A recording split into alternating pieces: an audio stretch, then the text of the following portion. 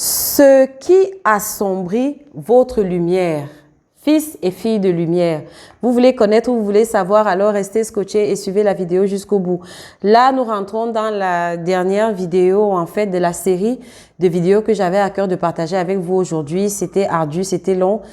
Mais bon, Dieu a mis sur mon cœur de partager cette thématique avec vous et je ne suis qu'un soldat, j'obéis aux ordres et voilà, je suis en train de terminer ma tâche.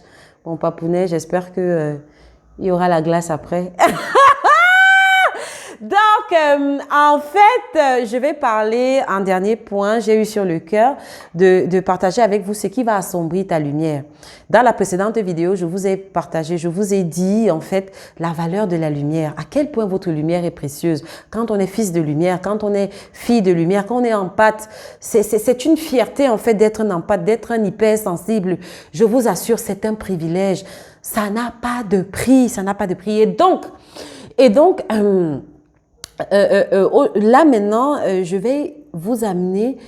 Il est important de savoir, quand on a quelque chose d'aussi précieux, il faut savoir ce qui peut attaquer ce don-là, ce qui peut le détruire, parce qu'on peut perdre de sa lumière. Jésus a dit, si le sel perd de sa saveur, à quoi il sert-il encore? Si la lumière en toi devient ténèbres, tu sers encore à quoi? Si la lumière qui a été déposée en toi devient ténèbres, si en tant que sel de la terre, tu perds de ta saveur, ça sert encore à quoi? Il est donc important, quand on est fils de lumière, de connaître véritablement ce qui va nous enlever de notre lumière. Bien évidemment, il y a les personnes, les pervers narcissiques, ça on sait, ils vont nous vampiriser, mais il n'y a pas que les pervers narcissiques. Il y a un ensemble de petites choses qui vont vous vampiriser, non pas qui vont vampiriser, qui vont souiller votre lumière, qui vont diminuer votre lumière, qui vont assombrir votre lumière. Et quand votre lumière va s'assombrir, vous allez à nouveau retourner dans la matrice. Hello! Vous allez à nouveau retourner dans la matrice et là, votre condition sera 3 fois pire. Parce que là, la matrice va vous rendre des comptes. Elle va vous présenter la facture de tous les dégâts que votre lumière avait anciennement posés. D'accord? Donc, il sera question de ça. Avant d'entrer dans le vif du sujet, abonnez-vous. Je suis Marie-Evody Akono, médecin, passionnée des sciences humaines. Je suis life coach certifié professionnel. Je suis experte en perversion narcissique et j'accompagne les hommes et les femmes à se sortir de l'emprise des relations toxiques, mais surtout à trouver leur voie, à trouver leur talent et à exceller sur le chemin de leur brillante destinée. Je ne pouvais pas ne pas, enfin, il fallait que je termine cette série de vidéos avec celle-ci qui est très importante, qui vous permet donc d'avoir un tableau d'ensemble de ce que je voulais partager avec vous. Et si vous avez suivi les vidéos depuis le début, celles que j'ai partagées aujourd'hui, vous allez voir qu'il y a une suite logique. Il y a une suite logique. Donc, dans la précédente vidéo, je vous ai présenté la lumière. Je vous ai dit à quel point vous êtes un fils de lumière. Je vous ai dit à quoi sert votre lumière. Je vais encore le rappeler. N'oubliez jamais ça. Vous pouvez tout oublier, mais pas ça. Votre lumière, c'est pour le grand nombre. Ta lumière est là pour apporter en fait un peu de répit dans cette terre qui pour l'instant est commandée par les forces du chaos, par les fils de l'autre du PN0. Est-ce que tu comprends ça? Ça veut dire quoi? Le PN0, si vous connaissez la nature du PN c'est d'infliger de la souffrance, de la douleur. Ça veut dire que partout où un pervers narcissique passe, partout où la matrice passe, la matrice, l'esprit du PN0 passe, vous allez après entendre des cris, des larmes, de la douleur, de la souffrance, du chaos. C'est ça la matrice. On va juste emballer, mais quand vous regardez après, ça ne sera après que des cris, des larmes, du chaos. Et je vous dis, vous n'avez qu'à voir, je vais juste ouvrir une petite parenthèse comme ça là, suivez mon regard, regardez. Suivez l'après de toutes ces stars qui ont bercé un peu votre enfance et votre adolescence. Vous allez voir qu'elle disparaît subitement de la place, mais surtout, ce que Hollywood ne vous dit pas, ce que l'industrie ne vous montre pas, c'est l'après. Vous allez voir qu'elle traverse des choses horribles. Des choses horribles. C'est pour cela que très vite, il y a toujours de nouveaux visages pour qu'on ne vous amène pas à vous questionner sur ce que sont devenues les anciennes. Tout récemment encore, je suivais un documentaire sur Robert De Niro. Je vous invite à aller lire la vie de Robert De Niro, ce qu'il devient. D'ailleurs, toutes ces jeunes stars-là qui sont passées par Disney et tout ça, regardez ce qu'elles sont devenues une fois adultes. Je ferme la parenthèse. Vous allez voir que, en fait, il y a un côté sombre de l'industrie qu'on ne vous présente pas parce que c'est une machine qui broie les humains. Je ferme la parenthèse. J'étais en train de vous parler de la matrice. J'espère que vous avez avez suivi mon regard. C'est-à-dire que chaque fois que la matrice passe quelque part, chaque fois que le père des peines passe quelque part, au départ, il y a du sourire, au départ, il y a du bling-bling, mais je vous garantis que quelque temps après, quand vous allez repasser là, vous allez voir des larmes, des cris, de la douleur, de la souffrance, du sang, de la sueur. Ce ne sera pas joli, le spectacle que vous allez voir. Alors, votre rôle, notre rôle en tant que fils de lumière, justement, c'est d'apporter un peu de répit sur cette terre. Pas en désordre. Chacun d'entre nous a un ordre de mission. Chacun dans le domaine dans lequel il a été appelé, dans les talents qui ont été placés à l'intérieur de lui. Dieu va t'utiliser, toi, enfant de lumière, pour soulager un problème particulier en fonction, dans un autre être humain, en fonction de ce qu'il a déposé en toi. Tout ce que Dieu a déposé en toi, ce n'est jamais pour toi tout seul. Il y a certains imaginez un hypersensible qui a la fortune de Bill Gates. Vous imaginez ça? Hello, je parle à certaines personnes. Moi, j'aimerais bien être ça. Pas pour le côté, je vais dire, imaginez le nombre de personnes qui seraient soulagées parce qu'il y a un hypersensible, parce qu'il y a un empathe qui a la fortune de Bill Gates ou qui a la position de Bill Gates. Vous imaginez le bien que cette personne va faire à d'autres personnes, le sourire que cette personne va apporter dans des vies, dans des milliers de vies.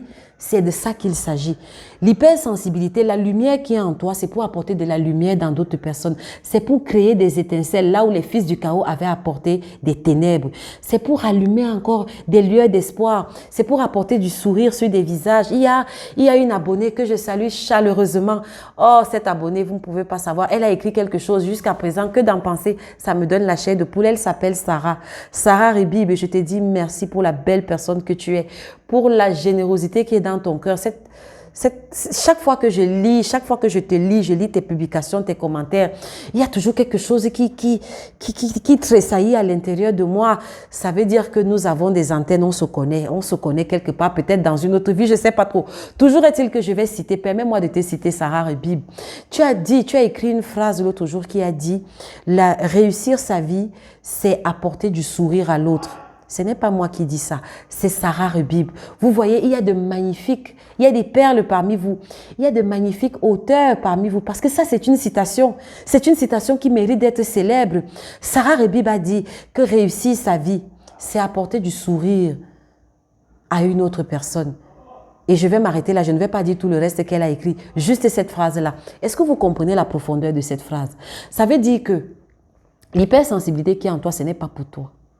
C'est pour apporter de la joie à une autre personne et de la joie dans un domaine précis. Et je vous ai pris par exemple le cas des finances. Si un hypersensible est fortuné, ce que je vous souhaite à vous tous, franchement, moi je souhaite que tous les HP soient riches. Un HP ne doit pas être pauvre de toute façon. Tous les herbes doivent être hyper riches, pleins aux as, bourrés de fric. Oui, parce que je sais au moins que la planète va respirer.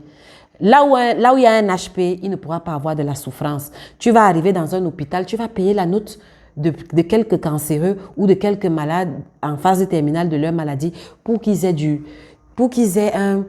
je peux dire quoi, un soulagement dans leur souffrance. C'est ce pourquoi nous sommes là. Mais pas en désordre, sinon on va se perdre. C'est ce à quoi sert notre lumière. Notre GPS intérieur va nous orienter vers certaines personnes précises. C'est pour cela qu'il est important de travailler sa lumière, d'affiner son signal, d'affiner son GPS intérieur. Sinon on va se perdre, sinon on va s'épuiser et on va être complètement vide. Vous comprenez? Voilà ce que je voulais poser comme base. Et donc maintenant pour revenir au nœud de cette vidéo, ces choses-là qui assombrissent la lumière en toi, tu dois savoir que plus tu vas faire tes classes, comme j'ai dit, le miel va attirer les abeilles, donc tu vas attirer des situations et des personnes qui vont chercher à éteindre la lumière qui est en toi. C'est très important et il faut être au fait de ça. En dehors des pervers narcissiques, je n'ai plus besoin de revenir sur les pervers narcissiques. C'est clair que les pervers narcissiques vont en tirer ta lumière, mais maintenant, il y a des choses et des situations, des personnes en fait qui, en dehors du pervers narcissique, vont assombrir ta lumière. Premièrement, je vais parler des abeilles. Si vous avez suivi mes vidéos, vous savez ce que j'entends par abeilles. Les abeilles, c'est ces personnes-là qui viennent en désordre dans ta vie juste pour prendre, pour te demander un conseil, pour te raconter leur vie, pour. Il y a deux catégories d'abeilles. La première catégorie des abeilles, c'est les personnes qui viennent dans ta vie juste pour te poser leurs problèmes. elles viennent là, elles te racontent que machin, et elles demandent toujours que bon, toi tu penses, toi tu aurais fait quoi? Toi tu aurais fait quoi? Oui, ça c'est des personnes qui affaiblissent ton signal. Parce que ta lumière n'est pas là pour te disperser n'importe comment. Je t'ai dit qu'il y a un GPS à l'intérieur de toi qui doit te dire quand est-ce qu'agir et où agir et avec qui agir, à quel moment agir. D'accord? Donc il y a les abeilles, il faut faire très attention à cette première catégorie d'abeilles. Mais il y a une deuxième catégorie d'abeilles qui est beaucoup plus subtile. Celle-là, vraiment, vous n'allez pas les sentir passer. C'est des personnes, en fait, qui viennent juste vous parasiter votre temps. Elles ne vous posent pas un problème en tant que tel, c'est-à-dire que, mais elles profitent de votre compagnie. Elles sont tout le temps là dans vos parages. Elles cherchent plus ou moins votre compagnie, mais surtout, la caractéristique de ces abeilles, c'est qu'elles cherchent juste à avoir une conversation avec vous. Je ne sais pas comment elles procèdent, je ne peux pas vous expliquer comment ça se fait, mais le fait d'entretenir ce genre de personne, une personne qui, en réalité, ne t'édifie pas véritablement, n'apporte pas une plus-value à l'intérieur, un enrichissement à l'intérieur de toi. Une personne, tu vas remarquer qu'il y a pas mal de personnes comme ça dans ton entourage avec qui c'est une relation que tu n'arrives pas à qualifier. C'est toi en fait qui les gardes. Mais en réalité, quand tu analyses de façon froide, ces personnes-là n'apportent véritablement rien sur la table. Et oui, moi je ne pense pas qu'il n'existe des relations gratuites. Non, il n'existe pas de relations gratuites. Pour qu'il y ait un équilibre dans les relations humaines, c'est un apport mutuel. Et vous comprenez très bien si vous me suivez depuis que je ne parle pas ici d'argent. Je parle d'apport en enrichissement mutuel, en enrichissement intérieur. Les relations que tu as autour de toi, surtout quand tu es un zèbre et quand tu es une personne de lumière, ça doit être des personnes qui apportent autant de lumière que toi tu en déposes sur la table. Et je dis bien, quand je dis les relations, je dis les personnes qui entrent dans ton intimité. Parce que autre chose est que tu pars aider quelqu'un, parce que ton GPS t'a dit d'aller aider cette personne. Ça, c'est une chose. Tu vas aider cette personne à un moment donné, mais ça ne veut pas dire que cette personne-là doit rentrer dans ton intimité. Je ne sais pas si tu comprends. Cette personne-là n'a pas vocation à rentrer dans ton intimité. Et c'est ce genre d'amalgame qui font donc à un moment donné, tu perds en lumière, parce que tu n'arrives pas à faire le ménage dans tes cercles relationnels. Tu n'arrives pas à positionner les personnes à leur véritable place. Il y a des personnes qui sont là, que tu dois juste aider et aider à distance, sans qu'elles n'entrent dans ta vie. Et si tu les laisses entrer dans ta vie, elles vont te bouffer ta lumière et tu vas te demander que pourquoi ma lumière ne brille plus en fait. Donc, ce n'est pas de ça que je parlais, je vous parlais des abeilles. J'ai dit que le premier type d'abeilles, c'est ces abeilles-là qui viennent seulement pour butiner, pour que tu les aides à résoudre leurs problèmes existentiels grâce à ton GPS intérieur, grâce à ta lumière. Donc, en fait, elles viennent pour exploiter ta lumière. Mais il y a un autre type d'abeilles, comme j'ai dit, qui est beaucoup plus subtil, qui profite juste de ta présence et de ton aura au travers de la conversation.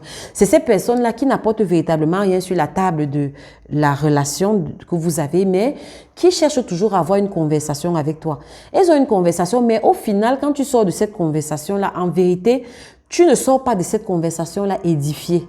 Ce n'est pas comme si tu viens d'avoir un repas, parce que la conversation doit être un repas. C'est un repas d'idées, c'est un repas de pensée. Si tu as dans ton entourage des personnes avec qui, au sortir de la conversation, tu ne te sens pas édifié, pas une fois, pas deux fois, mais c'est toujours comme ça. Mais elles sont toujours là, elles cherchent toujours ta conversation.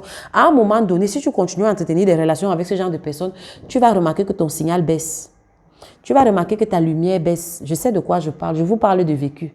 Je ne sais pas comment elles procèdent. C'est comme si ce genre d'abeilles-là, ce n'est pas qu'elles vampirisent ta lumière comme les premières. La première catégorie d'abeilles, elles butinent ta lumière. Mais la deuxième catégorie d'abeilles, c'est comme si c'est des récepteurs qui viennent s'asseoir sur les parties de toi qui doivent émettre la lumière. Donc, c'est comme si ça jette un voile sur toi. C'est un peu comme Lot. Lot qui signifie voile. Tant qu'Abraham, pour ceux qui sont chrétiens, tant qu'Abraham gardait Lot près de lui, il ne pouvait pas avoir la vision de la terre promise. Mais dès qu'Abraham s'est séparé de Lot, pam, pam, pam, il y a un ensemble de choses qui ont commencé à arriver. C'est ça. Donc ce genre d'abeilles-là, c'est un peu les cousins de Lot. Ceux qui veulent savoir ce que c'est que Lot, allez dans l'Ancien Testament de la Bible et lisez l'histoire d'Abraham et de son neveu Lot. Je ferme la parenthèse. Donc ce deuxième type d'abeilles, c'est un peu les cousines ou les cousins de Lot. C'est des personnes qui ne te nuisent pas, ils ne te font pas du mal en tant que tel. Mais ils ne t'apportent aussi rien en fait. C'est des personnes qui ne t'apportent rien. Mais en fait, rien que par leur présence à côté de toi, te paralyse. Je ne sais pas comment expliquer ça. Peut-être ceux qui ont plus d'expérience pourront partager dans les commentaires et nous édifier, mais je partage avec vous un constat. Donc, si tu gardes dans ton entourage ce genre d'abeilles, que ce soit les abeilles qui butinent, que ce soit les abeilles qui sont les cousines de Lot, sois-en sûr, je ne te donne pas 3 mois. Ton signal va s'éteindre. et ta lumière va arrêter d'émettre. Là, je vous ai parlé des abeilles, c'est-à-dire des personnes. Mais maintenant, il y a des actes que toi-même tu vas poser qui vont finir ta lumière. Quand tu es un fils de lumière, et là, je vais aborder un sujet très sensible, fais très attention à ta sexualité. Je pèse bien mes mots. Je répète, quand tu es un fils de lumière, fais très attention à ta sexualité. Parce que la sexualité est un canal puissant par lequel justement les échanges de lumière et d'énergie se font. Je ne vous apprends rien. Si vous êtes des fils de lumière, vous savez ça.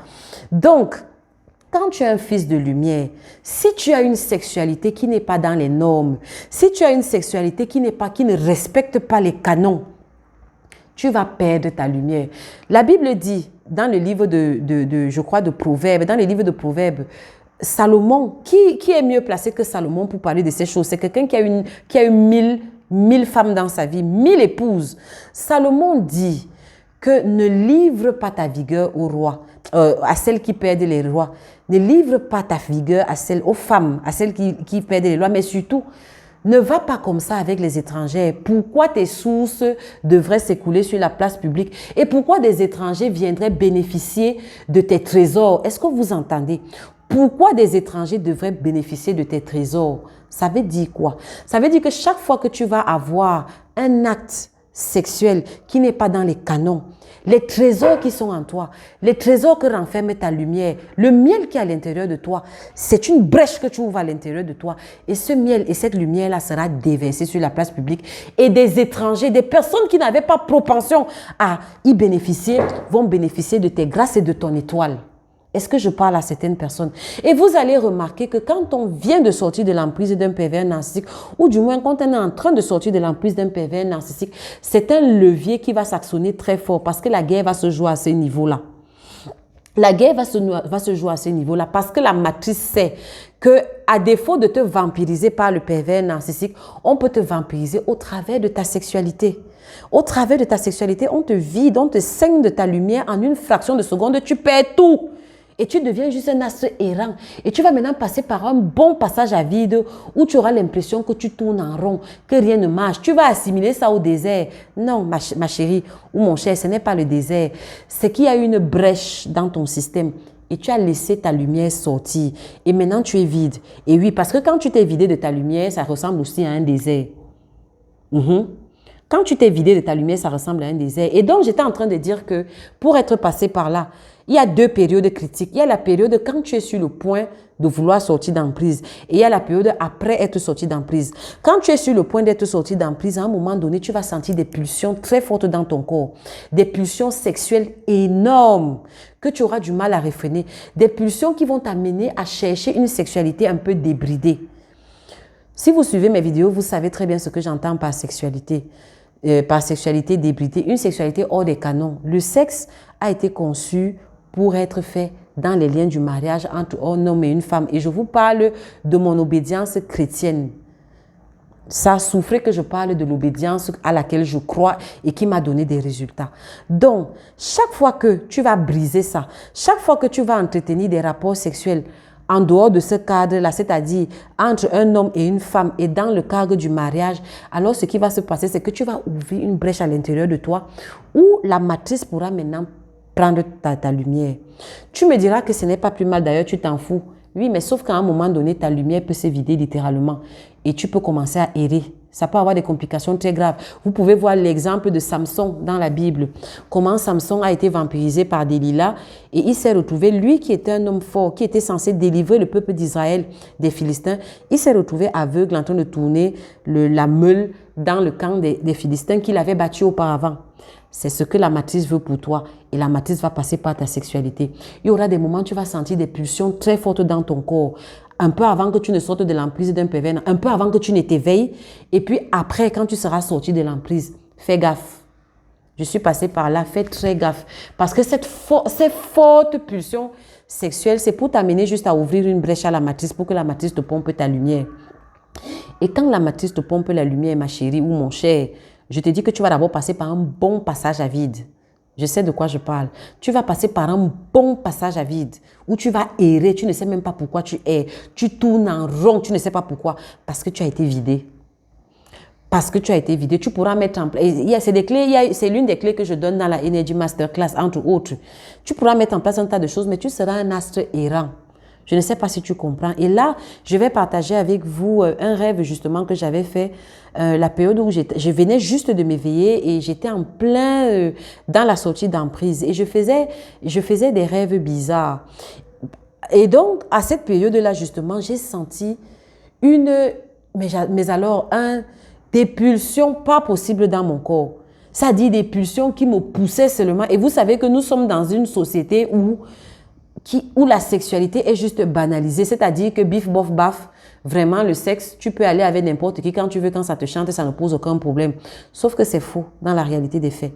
Donc, je voulais vous raconter mon expérience.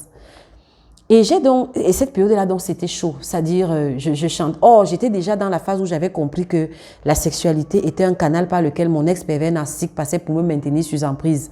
Donc, très vite, j'avais commencé à arrêter les activités sexuelles, toute activité sexuelle avec mon ex-pervers narcissique. Sauf que, puisque mon ex-pervers narcissique m'avait habitué à un certain rythme, à un moment donné, mon corps a été en manque. Et puis, les conditions de ce que je vous raconte là, c'est-à-dire que quand la matrice sent que tu es en train de vouloir lui glisser entre les mains, la matrice va actionner tous ses leviers. Et tant que tu as encore du poison à l'intérieur de toi, ce poison-là va s'identifier, va constituer un aimant en fait. Et donc la matrice pourra aimanter ce poison-là pour activer des leviers dans ton corps. C'est ce qui s'est passé. Et donc, j'avais des pulsions très fortes. Et comme je savais que je ne pouvais pas les satisfaire avec mon ex-pervers narcissique, j'avais des idées folles, des idées où je pensais pouvoir, des idées qui me traversaient dans la tête où j'étais tentée de satisfaire en fait ces pulsions ailleurs. Et alors, à ce moment-là, à ce moment véritable, ce qui s'est passé, c'est que je suis allée dans la présence de Dieu et j'ai demandé à Dieu de m'aider. Bon, maintenant, la conduite à tenir, je pourrais faire ça dans une autre vidéo. Ce n'est pas le but de cette vidéo ici. Mais j'ai mis en place un ensemble de choses, en fait, qui m'ont aidé à tenir pendant cette période-là, à ne pas céder. Et à la seconde, parce qu'il y a eu un moment ultime là où c'était chaud, où j'ai résisté et je n'ai pas cédé. Et la même nuit, j'ai fait un rêve. Et dans ce rêve-là, en fait, j'étais dans une maison et il faisait nuit. Et j'ai eu comme une prémonition, comme un pressentiment, un mauvais pressentiment. Et je me suis rendu compte que la porte de la cuisine était ouverte. Et j'ai eu un mauvais pressentiment. J'ai couru vite pour aller à la porte de la cuisine pour essayer de la fermer. Et quand je suis allée à la porte de la cuisine, quand j'ai regardé, j'ai vu une ombre féminine qui était bleu, vert, émeraude, qui scintillait, qui avait un regard très malveillant, qui me regardait dans l'ombre, dans le noir, et qui s'approchait, comme dans les films d'horreur, qui s'approchait à grande vitesse pour entrer dans la maison. Et en une fraction de seconde, j'ai eu la force de fermer la porte à clé. C'est-à-dire qu'à la seconde où je fermais la porte à clé, c'est la seconde là où l'entité là était juste derrière la porte et nos regards se sont croisés. Et elle était surprise de ne pas pouvoir entrer, comme si elle avait l'habitude d'entrer. Et elle m'a regardé comme ça. Et d'un l'air de rien, j'ai vu à la fois la surprise et la colère dans son regard. Et puis, cette ombre, c'était une ombre vaporeuse, vert, bleuâtre. Elle est partie très furieuse. Et je me suis réveillée. Et après, j'ai fait un autre rêve, je crois le lendemain, où je voyais, je vais vous expliquer la signification, où je voyais justement mon ex-pervers narcissique, en fait, qui essayait de s'attaquer à moi, et qui essayait en fait de me taper en fait, qui essayait de me taper, même pas, qui m'avait tapé et je me voyais couché là au sol, complètement meurtri, endolori et je le voyais assis en train de rire et je me suis réveillée. Et après, le Saint-Esprit en moi m'a expliqué ce que signifiaient ces rêves-là. Ces rêves-là, c'était un levier qui avait été activé en moi pour que j'ouvre une brèche, pour que mon ex-pervers narcissique reprenne le dessus sur moi. Si je cédais à cette tentation-là, à ce moment-là, alors j'allais me retrouver au sol à sanglater. Je n'allais même plus tousser devant mon ex-pervers narcissique. Il allait juste me mettre au tapis, il allait m'abattre. Fin du débat. J'espère que ça a éclairé certaines personnes. Si tu veux avoir la victoire sur ton pervers narcissique actuel, tu dois avoir une hygiène sexuelle. C'est très important. C'est très important, c'est la clé. Parce que c'est ta lumière qui va le vaincre. Mais si tu n'as pas de lumière, si tu es vidé, le pervers narcissique va te...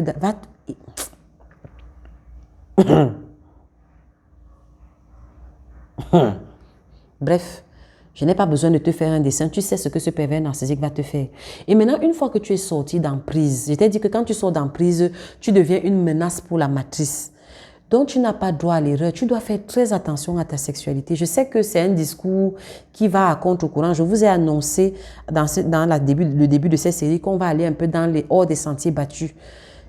C'est mon avis et ça n'engage que moi et j'y crois dur comme fer. Quand tu es un fils de lumière, fais très attention à ta sexualité. Ta sexualité est un moyen puissant par lequel la matrice, si la matrice n'a pas réussi à te vampiriser par un pervers narcissique, la matrice va provoquer des pulsions à l'intérieur de toi pour t'amener à violer les règles sur la sexualité et à ouvrir toi-même une brèche pour que la matrice puisse à nouveau te vampiriser de ta lumière et que tu sois c'est-à-dire que tu sois au tapis, que tu ne te relèves pas. Voici l'une des choses qui fait justement que malgré que tu aies fait tes classes, malgré que tu aies fait ce qu'il fallait comme classe de zèbre, après être sorti d'emprise, tu te retrouves à nouveau au tapis. Tu te retrouves à nouveau au tapis, pourquoi? Parce que tu n'as pas bien géré ta sexualité et parce qu'au travers de ta sexualité, tu t'es laissé vider de ta lumière. C'est très important. Nous vivons dans une société qui est hyper sexualisée, qui appelle au sexe en désordre, qui appelle au sexe n'importe comment, c'est vrai. Mais ce n'est pas parce que quelque chose est courant que ça va faire loi, que cette chose-là est la réalité. Non. Sur le plan pratique, en tout cas toi, fils de lumière, ce que tu portes à l'intérieur de toi est tellement précieux que voilà le prix. Voilà le prix à payer. Si tu n'as pas une hygiène sexuelle, alors tu vas te vampiriser. C'est-à-dire qu'on va te vider de ta lumière à tout moment. Et qu'est-ce qu'il faut faire? Qu'est-ce qu'il faut faire? Je vais juste ouvrir une petite brèche parce que je pense que ça peut aider. Quand tu es un fils de lumière, quand tu sais que nous vivons dans une matrice qui est hyper sexualisée, fais attention à ce que tu vois, fais attention à ce que tu entends. Déjà, fais tout pour ne plus avoir, pour te débarrasser du venin de toute personne toxique dans ton corps. Parce que tout venin est un aimant dans ton corps que la matrice pourra activer pour réveiller les pulsions dans ton corps, tu comprends. Donc, fais tout pour enlever le venin. Pour enlever le venin, j'ai parlé de l'envenimation. Il y a une vidéo où je parle de l'envenimation et j'ai aussi fait un beau direct sur Instagram. Je ne reviendrai pas là-dessus. Vous pouvez aller sur ces vidéos-là. Donc, fais tout pour te débarrasser d'un venin à l'intérieur de toi. Mais surtout, là où je vais en venir, c'est que fais attention à ce que tu vois, ce que tu entends. Ça passe par ce que tu vois, ce que tu entends. Les vidéos, les machins qui ont des contenus suggestifs, là, tu n'as pas besoin. Ce n'est pas parce que tu as plus de 18 ans que tu dois avoir des contenus interdits au moins de 18 ans. Non, c'est pour ton hygiène à toi. Parce que ce que tu te dis à l'intérieur va influencer la façon avec laquelle tu vas gérer ta sexualité.